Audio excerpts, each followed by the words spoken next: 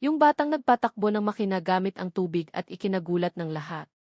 Opening YouTube line required. Huwag kalimutan mag-like, mag-subscribe, at mag-comment sa video. Isang kwento na walang naniniwala. Hanggang mangyari ito. Sa isang maliit at tahimik na baryo sa gilid ng bundok, may isang batang halos walang pumapansin.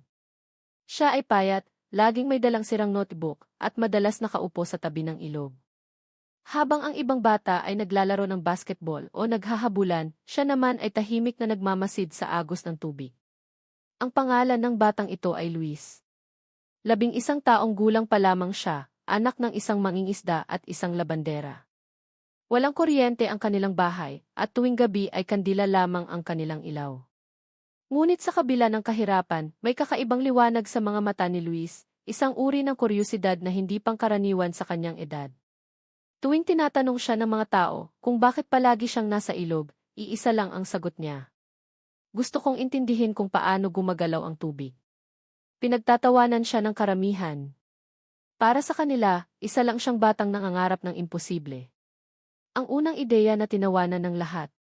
Isang hapon, habang nagtitipon ang mga matatanda sa waiting shed ng baryo, biglang nagsalita si Luis.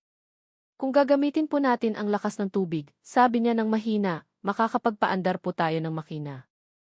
Tumahimik ang lahat at pagkatapos ay nagtawanan. Tubig. Makina. Nanood ka na naman ng pelikula, bata. Hindi ganyan gumagana ang mundo. Ngunit hindi sumagot si Luis. Tahimik lang siyang humiti at bumalik sa ilog. Hindi alam ng lahat na sa mga lumang notebook na iyon, puno ng guhit, diagram, at sulat kamay na paliwanag ang mga pahina, mga ideya na lampas sa karaniwang iniisip ng isang bata. Isang bata, isang sirang bakal, at isang pangarap. Sa likod ng kanilang maliit na bahay, may tambak ng mga lumang bakal, sirang bisikleta, electric fan na hindi na gumagana, at mga tubo na itinapon ng mga construction worker. Dito nagsimula ang lahat. Araw-araw pagkatapos ng klase, tahimik na pinaghihiwa-hiwalay ni Luis ang mga sirang gamit. Inaalis niya ang mga tornilyo, sinusuri ang mga gear, at tinitingnan kung paano umiikot ang bawat parte. Hindi siya engineer. Hindi siya scientist. Isa lang siyang batang may tiyaga at paniniwala. Ginamit niya ang agos ng maliit na talon sa ilog. Gumawa siya ng improvised na water wheel mula sa takip ng drum at piraso ng kahoy. Kinabit niya ito sa isang lumang motor na galing sa electric fan. Maraming gabi siyang nabigo. Minsan nasira ang kahoy. Minsan naputol ang tali. Minsan umikot nga, pero walang nangyari. Ngunit hindi siya sumuko. Ang araw na akala ng lahat ay biro lang. Isang umaga ng linggo, inimbitahan ni Luis ang ilang kapitbahay. Pwede po ba kayong manood? Tanong niya. May ipapakita lang po ako. Dumating ang ilan, hindi dahil naniniwala sila, kundi dahil gusto lang nilang makita kung ano na naman ang kalokohan ng bata. May isang lamisang kahoy sa tabi ng ilog. Sa ibabaw nito ay may makina, pangit, kalawangin, at halatang gawa lang sa pinagtagpi-tagping parte. Yan na yon, tanong ng isang lalaki. Makina mo, tanong ng isa pa, sabay tawa. Tahimik si Luis. Lumapit siya sa water gate na ginawa niya gamit ang bato at kahoy. Huminga siya ng malalim. At sa kanya ito binuksan. Ang sandaling walang makapaniwala. Umagos ang tubig. Umiikot ang water wheel. Unti-unting gumalaw ang makina. At bigla, umilaw dangi isang bumbilya. Walang nagsalita. Walang tumawa. Walang gumalaw. Isang simpleng bumbilya lang iyon, pero para sa baryong ilang dekada nang walang kuryente, parang milagro iyon. Paano, bulong ng isang matanda. Tubig lang yan, sabi ng isa, nanginginig ang boses. Nakangiti si Luis, pero may luha sa kanyang mga mata. Lakas po ng tubig, sabi niya. Hindi po natin siya kailangang labanan, kailangan lang po nating intindihin. Mula sa panlalait hanggang sa pagtataka. Mabilis kumalat ang balita. Dumating ang barangay captain. Dumating ang guro ni Luis. Dumating pati ang mga taong dati tumatawa lang. Lahat sila iisa ang tanong. Paano nagawa ng isang bata ang hindi nagawa ng mga matatanda? Ngunit para kay Luis, hindi iyon ang mahalaga. Ang mahalaga sa kanya ay ang ilaw sa mga mata ng kanyang ina nang unang beses nilang nakita ang bumbilyang umiilaw sa kanilang bahay. Isang simula ng mas malaking himala. Hindi pa alam ng lahat, pero ang maliit na makinang iyon ay simula pa lamang. May mas malaki pang plano si Luis.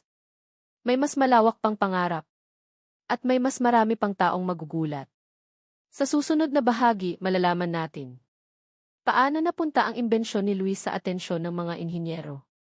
Bakit may mga taong gustong pigilan ang kanyang proyekto?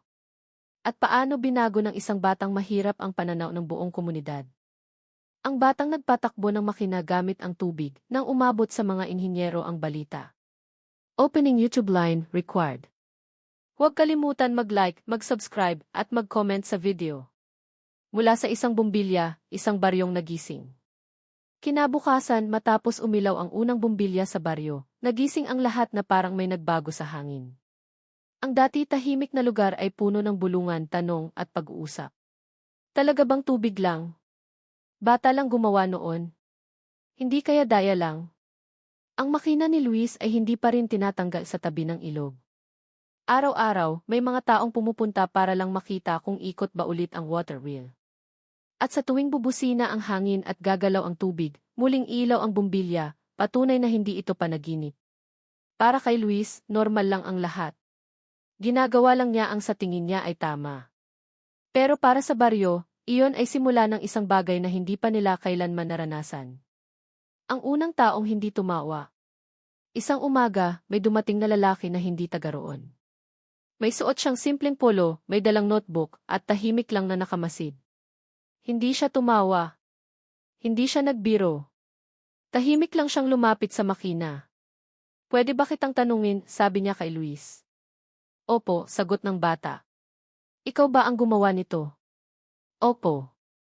Mag-isa? Opo. Napatingin ang lalaki sa makina, saka muli kay Luis. Alam mo ba kung ano ang ginawa mo? Tanong niya. Umiling si Luis. Pinagalaw ko lang po ang makina gamit ang tubig. Ngumiti ang lalaki, isang ngiting maihalo ng gulat at paghanga. Ako si Enger. Ramon, sabi niya. At 20 taon na akong inhinyero. Ang tanong na nagpabago ng lahat. Umupo si Enger. Ramon sa tabi ni Luis at nagsimulang magtanong, hindi para husgahan, kundi para umintindi. Bakit ganito ang anggulo ng water wheel? Bakit ganito ang laki? Paano mo kinonekta ang motor? Isa-isang sinagot ni Luis ang lahat, simple, diretso, walang teknikal na salita. Pero sa bawat sagot, lalong namangha ang inhinyero. Hindi eksakto sa libro. Hindi formal. Pero tama. May natural kang pag-unawa, bulong ni Enger. Ramon, hindi mo lang alam ang mga termino, pero naiintindihan mo ang prinsipyo. Ang balitang lumabas sa baryo. Hindi nagtagal, kumalat ang balita sa labas ng baryo. Isang bata. Tubig ang pinanggalingan ng enerhiya. Isang makinang gumagana. May mga dumating na guro, estudyante, at maging mga lokal na opisyal. May ilan na humanga, pero may ilan ding hindi natuwa. Delikado yan. Baka masira ang ilog. Bata lang yan, baka nagkataon lang. Pero sa kabila ng lahat, patuloy na gumagana ang makina. Ang unang pagsubok. Isang araw, sinubukan ng mga bisita ang makina. Paano kung dagdagan ang load? Tanong ng isa. Kinabit nila ang 2 bumbilya. Umikot ang water wheel. Umandar ang makina. Umiilaw pa rin ang mga bumbilya. Nagkatinginan ang mga tao. Dagdagan pa, sabi ng isa. 3 bumbilya. 4. 5. Hindi pa rin humihinto. Tahimik si Luis, pero ramdam niya ang bigat ng mga mata na nakatingin sa kanya. Para bang biglang hindi na siya bata sa paningin nila, kundi isang misteryong gusto nilang maintindihan. Ang mga taong ayaw maniwala. Hindi lahat ay masaya. May ilang lokal na negosyante ang nagsimulang mag-alala. Ang baryo ay umaasa sa mahal na generator. Kung libre ang kuryente, mawawala ang kita. Hindi pwede yan, sabi ng isa. Kailangan ng permit. Delikado. Isang gabi, napansin ni Luis na may gumalaw sa kanyang makina. Kinabukasan, sira ang ilang bahagi. Napaupo si Luis sa tabi ng ilog. Hindi siya umiyak, pero tahimik lang siyang nakatingin sa agos ng tubig. Bakit po, bulong niya. Masama po ba ang ginawa ko? Ang hindi inaasahang tulong. Dumating si Anger. Ramon. May mga taong natatakot sa pagbabago, sabi niya. Lalo na kapag galing sa batang hindi nila inaasahan. Tinulungan niya si Luis ayusin ang makina, hindi sa paraang palitan ang ideya ng bata, kundi para palakasin ito. Hindi kita tuturuan, sabi ng inhinyero. Tutulungan lang kitang ipagtanggol ang ideya mo. Isang imbitasyon na hindi inakala. Makalipas ang ilang linggo, may dumating na sulat. Isang imbitasyon mula sa isang Regional Science Forum. Gusto nilang ipakita ni Luis ang kanyang imbensyon. Hindi makapaniwala ang kanyang mga magulang. Wala silang pamasahe. Wala silang formal na gamit. Pero may mga taong tumulong. At sa unang pagkakataon, umalis si Luis ng baryo, dala ang isang makinang gawa sa tubig, bakal at pangarap. Ang mundo sa labas ng baryo. Pagdating nila sa lungsod, nanlaki ang mata ni Luis. Malalaking gusali. Maliwanag na ilaw. Makinaryang mas komplikado kaysa sa lahat ng nakita niya. Pero sa gitna ng lahat, dala pa rin niya ang kanyang simpleng imbensyon. Nang dumating ang oras ng presentasyon, tumahimik ang buong bulwagan. Isang batang nakatsinelas. Isang makinang gawa sa lumang piyesa. Isang ideyang hindi galing sa libro. Ang sandaling walang nakapaghanda. Pinagana ni Luis ang makina. Umiikot ang water wheel. Umiilaw ang ilaw. May isang propesor ang tumayo. Alam mo ba, sabi niya, na ang ginawa mo ay pinag-aaralan ng mga inhinyero sa loob ng maraming taon. Umiling si Luis. Ginawa ko lang po kasi gusto kong magkailaw ang bahay namin. Tahimik ang buong bulwagan. At sa sandaling iyon, napagtanto ng lahat. Hindi lahat ng henyo ay galing sa paaralan. Isang simula ng mas mabigat na hamon. Ngunit hindi pa rito nagtatapos ang lahat. May mga papeles. May mga patakaran. May mga interes na mas malaki kaysa sa isang bata. Sa susunod na bahagi, malalaman natin. Sino ang gustong angkinin ang imbensyon ni Luis? Anong kapalit ang inalok sa kanyang pamilya? At anong desisyon ang muntik nang sumira sa kanyang pangarap? Ang batang nagpatakbo ng makina gamit ang tubig nang subukang agawin ang kanyang imbensyon. Opening YouTube line required. Huwag kalimutan mag-like, mag-subscribe at mag-comment sa video. Ang araw na hindi na bata ang turing sa kanya. Pagkatapos ng Science Forum, nag-iba ang mundo ni Luis. Hindi na siya basta yung batang taga-baryo. Hindi na rin siya simpleng estudyante. Sa mata ng marami, isa na siyang oportunidad. Pagbalik nila sa kanilang baryo, napansin agad ni Luis ang pagbabago. May mga sasakyang hindi niya kilala. May mga lalaking naka-Amerikana na nagtatanong tungkol sa kanya. Nasaan yung bata? Siya ba yung gumawa ng makina? Hindi comfortable si Luis. Hindi siya sanay sa ganoong atensyon. Ang unang alok. Isang hapon, pinatawag ang kanyang pamilya sa barangay hall. Naroon ang tatlong lalaki. Maayos ang damit, may dalang folder at halatang sanay magsalita. Kami po ay mula sa isang kumpanya ng enerhiya, sabi ng isa. Interesado po kami sa imbensyon ng inyong anak. Tahimik lang ang mga magulang ni Luis. Hindi nila alam kung ano ang sasabihin. Gusto po naming bilhin ang ideya, dagdag ng lalaki. Malaki po ang maitutulong nito sa negosyo, sa bansa. Naglabas siya ng tseke. Malaki ang halaga. Mas malaki kaysa sa kinita ng ama ni Luis sa buong buhay niya. Nanginig ang kamay ng kanyang ina. Ang tanong na hindi inaasahan. Tumayo si Luis. Kapag binili po ninyo, tanong niya, makakagamit pa rin po ba ang baryo namin? Nagkatinginan ang mga lalaki. Pag-aaralan po namin, sagot ng isa, iwas ang tingin. Hindi umimik si Luis. Pero ramdam niya ang sagot. Ang gabing walang tulog. Kinagabihan, hindi nakatulog ang buong pamilya. Anak, sabi ng kanyang ama, kapag tinanggap natin yan, hindi na tayo maghihirap. Tahimik si Luis. Pero kung hindi, dagdag ng ina, baka wala nang dumating na ganitong pagkakataon. Napatingin si Luis sa kandila. Naalala niya ang unang gabing umilaw ang bumbilya gamit ang tubig. Ma, sabi niya, ginawa ko po yung makina para sa lahat. Hindi po para ibenta. Walang sumagot. Ang pagkawala ng makina. Kinabukasan, wala na ang makina. Nawala ang water wheel. Nawala ang motor. Nawasak ang kahoy na mesa. Parang binunot ang puso ni Luis. Hindi po pwedeng mawala yun, bulong niya. Nagkagulo ang baryo. May galit. May takot. May mga hinala. Ang katotohanang masakit. Dumating si Enger. Ramon. May kinuha ng makina, sabi niya. At alam ko kung sino. Pinuntahan nila ang isang bodega sa bayan. At doon nakita ni Luis ang kanyang imbensyon, nakahiwalay, binabaklas, at sinusuri ng mga tao. Hindi niyo po yan pwedeng gawin, sigaw ni Luis. Tumigil ang lahat. Isang lalaki ang humarap. Legal na po ito, sabi niya. Wala kayong patent. Hindi alam ni Luis ang salitang iyon. Pero alam niya ang pakiramdam ng agawan. Ang laban ng isang bata.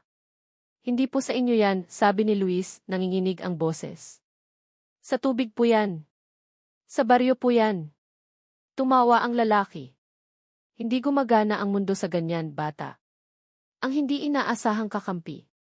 May isang babaeng lumapit. Ako po si Achoy. Clara, sabi niya. At narinig ko ang kwento ng batang ito.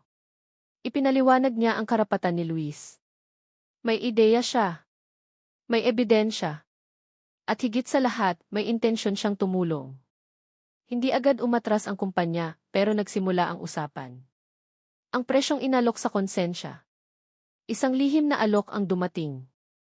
Scholarship. Bahayan. Pera. Kapag pumirma si Luis, tapos ang lahat. Hawak niya ang papel. Nanginginig ang kamay niya.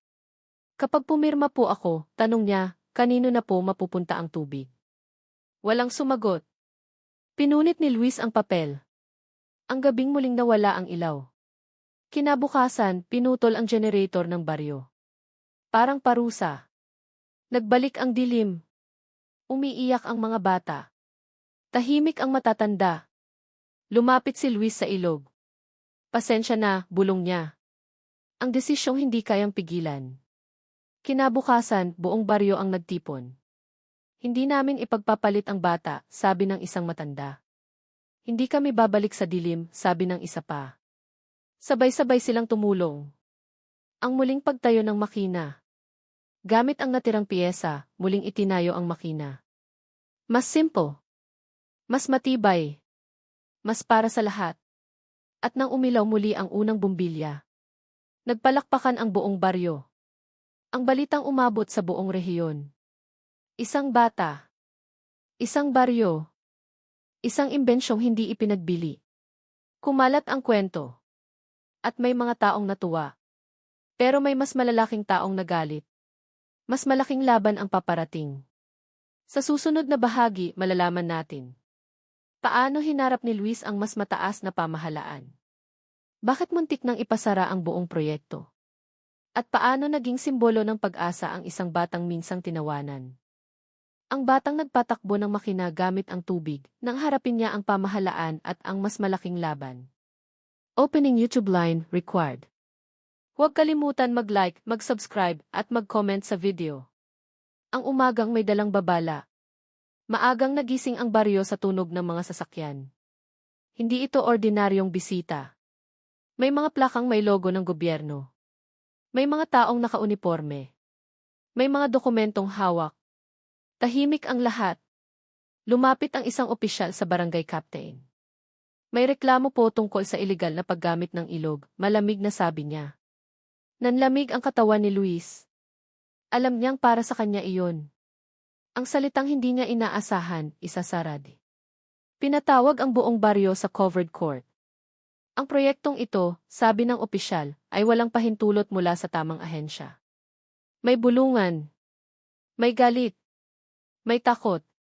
Ipinag-uutos namin ang pansamantalang pagsasara ng makina. Parang may humampas sa dibdib ni Luis. Pero po, bigla siyang nagsalita, nanginginig ang boses, wala naman po kaming sinisirang kahit ano. Tumutulong lang po kami. Tumingin sa kanya ang opisyal. Ikaw ba ang may-ari? Opo, pero para po sa lahat. Tahimik ang paligid. Ang batang tumayo sa harap ng lahat. Hindi sanay magsalita sa harap ng maraming tao si Luis. Pero ngayon, wala siyang choice.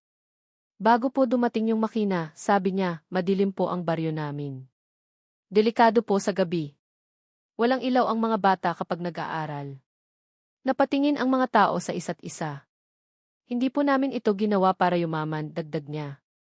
Ginawa po namin ito para mabuhay ng mas maayos. May ilang napaluha. Pero ang mga opisyal ay nanatiling seryoso. May proseso, sabi ng isa. At kailangan sundin. Ang pagdating ng mas malakas na puwersa. Kinabukasan, may mas mataas na opisyal ang dumating. Kasama ang mga abogado.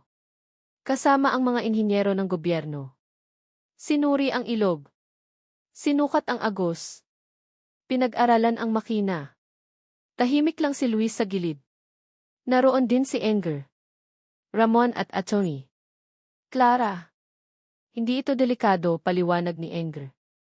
Ramon. Small scale po ito. Community-based. Ngunit may isang inhinyero ang umiling. Hindi ito standard, sabi niya. Hindi ito galing sa aprobadong design. Tumingin si Luis sa kanyang makina. Hindi po ba pwedeng ang tama ay hindi lang galing sa libro, bulong niya, halos sa sarili. Ang araw na pinahinto ang makina. Dumating ang utos. Isasara ang makina. Pinatay ang daloy. Huminto ang ikot. Namatay ang ilaw. Parang bumalik ang baryo sa dating anyo, madilim, tahimik at mabigat. Umiiyak ang ilang bata. Tahimik ang matatanda. Si Luis ay nakaupo sa tabi ng ilog. Siguro po mali ako, bulong niya. Ang liham na nagbago ng takbo.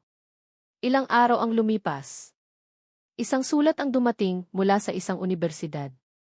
Nakarating sa kanila ang kwento ni Luis. Gusto nilang imbitahan ang bata para ipaliwanag ang kanyang ideya, hindi bilang inventor, kundi bilang tagapagsalita ng komunidad. Hindi lang ito tungkol sa makina, sabi ng sulat, kundi sa paraan ng pag-iisip. Nagkatinginan ang mga magulang ni Luis. Ang paglalakbay na mas mabigat pa sa nauna. Hindi ito forum. Hindi ito paligsahan. Isa itong hearing. Naroon ang mga propesor. Naroon ang mga policy maker.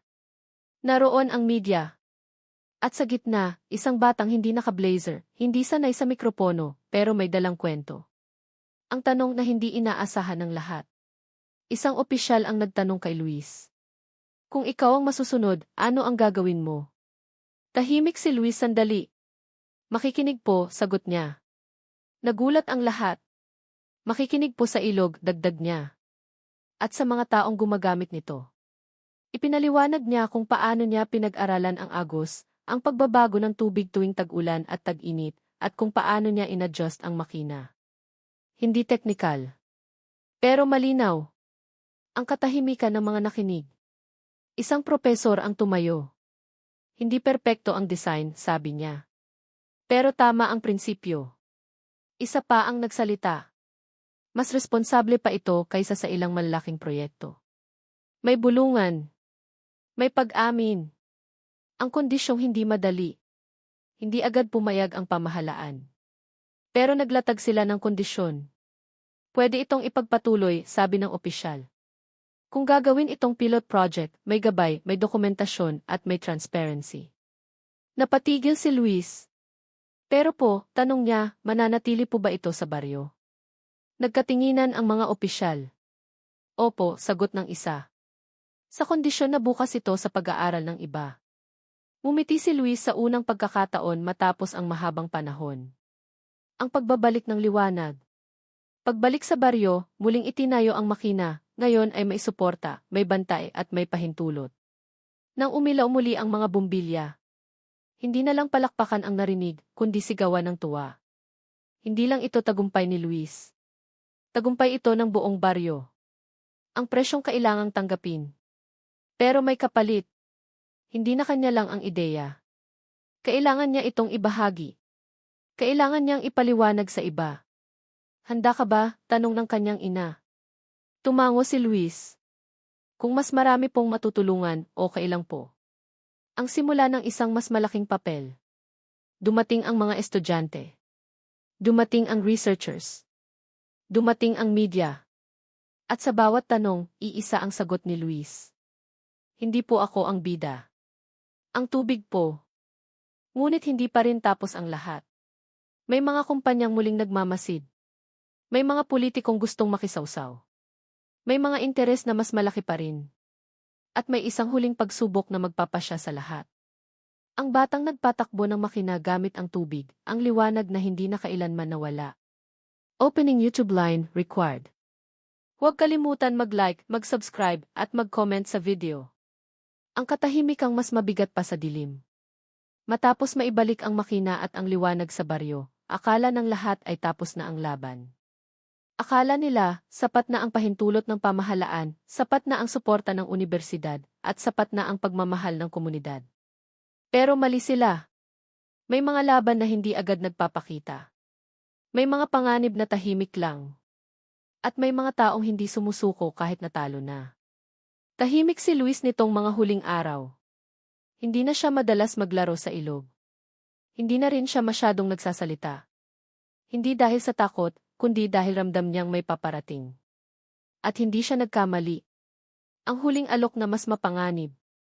Isang gabi, habang kumakain ang pamilya ni Luis sa ilalim ng ilaw na galing sa makina, may kumatok sa pinto. 3 lalaki ulit. Mas maayos ang damit. Mas kalmado ang tono. Hindi na po kami manggugulo, sabi ng isa.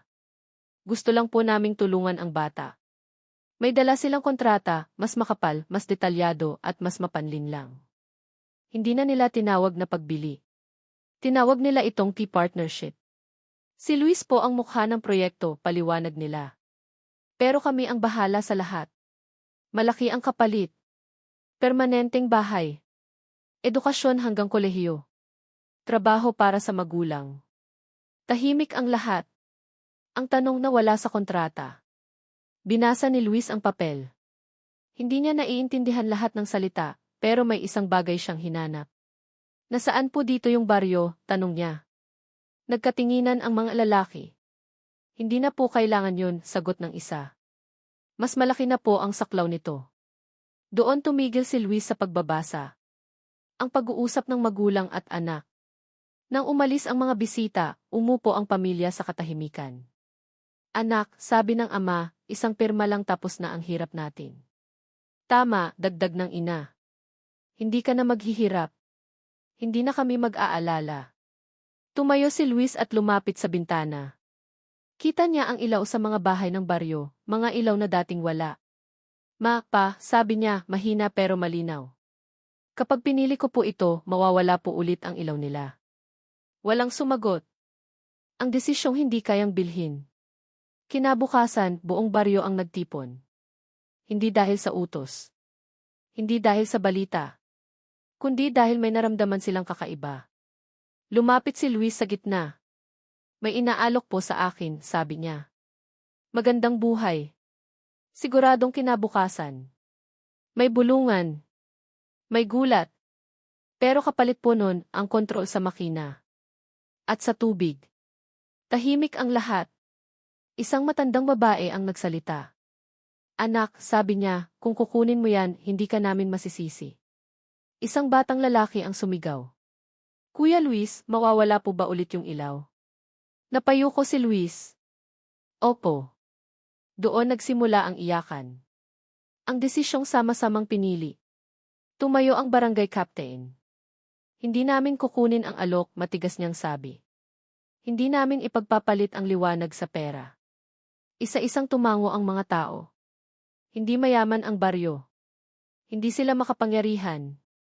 Pero buo ang loob nila. At sa sandaling iyon, hindi na nag-iisa si Luis.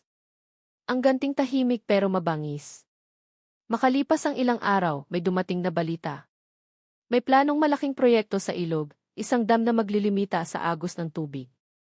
Legal. May perma. May pondo. At kapag natuloy iyon, mamamatay ang makina. Hindi na pwedeng magprotesta. Hindi na pwedeng tumutol. Tahimik na pagkatalo. Ang huling hakbang ni Luis. Hindi umiyak si Luis. Sa halip nagsulat siya. Isang liham. Hindi para sa gobyerno. Hindi para sa kumpanya. Para sa mga tao. Ikinuwento niya ang baryo. Ang dilim. Ang tubig. Ang liwanag. Ipinadala ito ng unibersidad. Ibinahagi ng media. Kinuwento sa paaralan. Hindi teknolohiya ang bida, kundi komunidad. Ang hindi inaasahang pagbaligtad. Lumaki ang usapan. Bakit sisirain ang proyektong tumutulong sa mahihirap? Bakit hindi ito pakinggan? Bakit laging malaki ang inuuna? Napilitan ang mga opisyal na magpaliwanag. At sa unang pagkakataon, hindi sapat ang mga papel. Ang desisyong nagbago ng lahat. Inanunsyo ng pamahalaan. Iurong ang dam. Gagawing protected community project ang ilog. Gagawing modelo ang makina ni Luis para sa maliliit na baryo. Walang palakpakan sa lungsod. Pero sa baryo, may iyakan. May yakapan. May pasasalamat. Ang batang hindi naging mayaman pero naging mahalagang tao. Lumipas ang mga taon. Lumaki si Luis. Nag-aral. Naging guro. Hindi siya bilyonaryo. Hindi siya sihir. Pero sa bawat baryong may ilaw dahil sa tubig, may bakas ng kanyang ideya. Kapag tinatanong siya kung bakit hindi niya ibinenta ang imbensyon, iisa lang ang sagot niya. May mga bagay pong hindi dapat pagmamay-ari. Ang huling tagpo. Isang gabi, bumalik si Luis sa ilog. Pareho pa rin ang agos. Pareho pa rin ang tunog. Umiilaw pa rin ang baryo. Ngumiti siya. Hindi dahil siya ang gumawa, kundi dahil pinili nilang lahat ang tama. Ang aral na hindi dapat kalimutan. Hindi lahat ng bayani ay mayaman. Hindi lahat ng henyo ay nakatapos. At hindi lahat ng liwanag ay galing sa kuryente. Minsan, galing ito sa batang hindi sumuko.